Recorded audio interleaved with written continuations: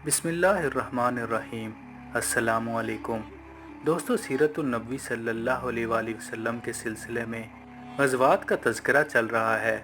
आज की वीडियो में हम आपको ग़ज़वा बनी कैनका के बारे में बताएंगे, जो कि यहूदियों के ख़िलाफ़ पहला ग़ज़वा था।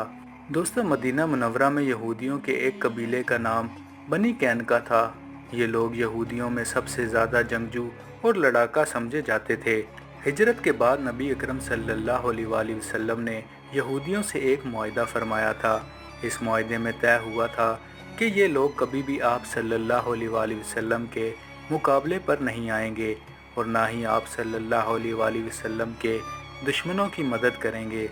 इस मुआहदे में 3 बड़े कबाइल शामिल थे: बनी कैनका, बनी करीज़ा और बनी नज़ीर। इस मुआहदे की एक शर्त ये भी थी कि अगर कोई दुश्मन मुसलमानों पर हमला करे तो ये तीनों कबाइल मुसलमानों की पूरी मदद करेंगे और हर तरह से उनका साथ देंगे। लेकिन इन लोगों ने मुआहदे की खिलाफ वर्जी की। इन्होंने एक मुसलमान औरत के साथ बदतमीज़ी की। इस बदतमीज़ी को एक सहाबा ने देख लिया और फ़ौरन उस यहूदी को कत्ल कर दिया। ये देखकर मोहल्ले के दूसरे यहूदियों ने मिलकर उन सहाबा को शहीद कर दिया। जब ये खबर फैली तो वहाँ मुसलमान जमा हो गए। कहते हैं कि जब हजूर अकरम सल्लल्लाहु अलैहि वसल्लम को इस वाक़े की इत्तला मिली तो आप सल्लल्लाहु अलैहि वसल्लम ने यहूदियों को जमा करके फरमाया, यहूदियों, तुम अल्लाह ताला की इस तबाही से बचने की कोशिश करो जो बदर के मौके पर कुरैश पर नाजिल हुई थी। इसलिए तुम इस्लाम कबूल कर लो। तुम जानते हो कि मैं अल्लाह की तरफ से भेजा हुआ रसूल हूँ और ये हकीकत तुम अपनी किताबों में भी दर्ज पाते हो। ये सुनकर यहूदियों ने कहा, ऐ मोहम्मद, आप शायद ये समझते हैं कि हम भी आपकी कौम की तरह हैं। इस धोखे में मत रहिएगा। बदर में आपको उन कौमों से वास्ता पड़ा जो जंग और उसके तरीके नहीं जानते थे, इसीलिए आपने उन्हें आसानी से शिकस्त दे दी। लेकिन अगर आपने हमसे जंग की तो खुदा की कसम आपको पता चल जाएगा कि बहादुरों से वास्ता पड़ा है। वो लोग बहुत माहिर थे और यहूदियों में सबसे ज़्यादा दौलतमंद भी थे। हर किस्म का बेहतरीन असला इनके पास था और इनके किले भी बहुत मजबूत थे।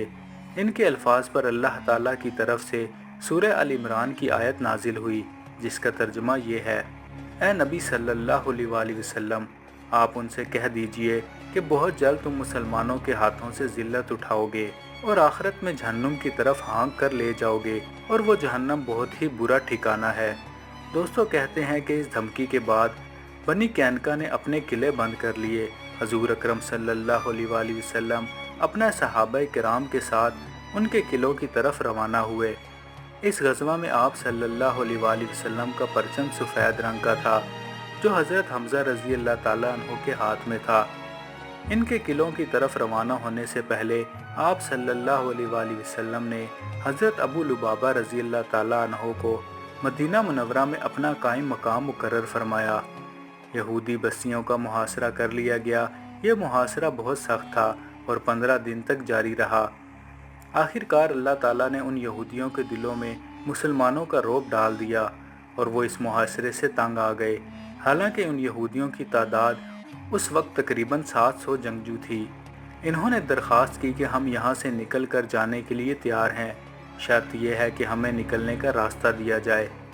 इस सूरत में हम हमेशा के लिए यहाँ से चले जाएंगे। साथ ही इन्होंने कहा कि हमारे साथ हमारी औरतों और बच्चों को भी जाने दिया जाए, अलबत्ता मालो दौलत और असला वगैरह यहीं छोड़ जाएंगे। इनकी ये बात कबूल कर ली गई और इन्हें निकलने का रास्ता दे दिया गया। इस तरह मुसलमानों के हाथ बेतहाशा माले गनीमत आया। ये लोग वहाँ से निकलकर मुल्क शाम की एक बस्ती में जा बसे। रिवायत के मुताबिक 1 साल भी ना गुजरा था कि वो सब के सब हलाक हो गए। यह हजूर अकरम सल्लल्लाहु अलैहि वसल्लम की बद्दुआ का असर था। दोस्तों, रिवायत में आता है कि ग़ज़वा बनी कैनका के बाद जब छोटे छोटे ग़ज़वात हुए, कुछ दिनों बाद हजूर अकरम सल्लल्लाहु अलैहि वसल्लम ने हज़रत ज़ैनब बिनते ख़ज़ीमा रज़ी अल्लाह ताला अन्हा और फिर हज़रत ज़ैनब बिनते हजश रज़ी अल्लाह ताला अन्हा से निकाह फरमाया। हज़रत ज़ैनब बिनते हजश रज़ी अल्लाह ताला अन्हा का पहला निकाह ज़ैद बिन हारसा रज़ी अल्लाह ताला अन्हो से हुआ था, जो हजूर अकरम सल्लल्लाहु अलैहि वसल्लम के मुँह बोले बेटे थे। लेकिन दोनों में निबाह ना हो सका, लिहाजा तलाक हो गई। इसके बाद आप सल्लल्लाहु अलैहि वसल्लम ने حضرت زینب بنت حجش رضی اللہ تعالیٰ عنہا سے نکاح فرمایا۔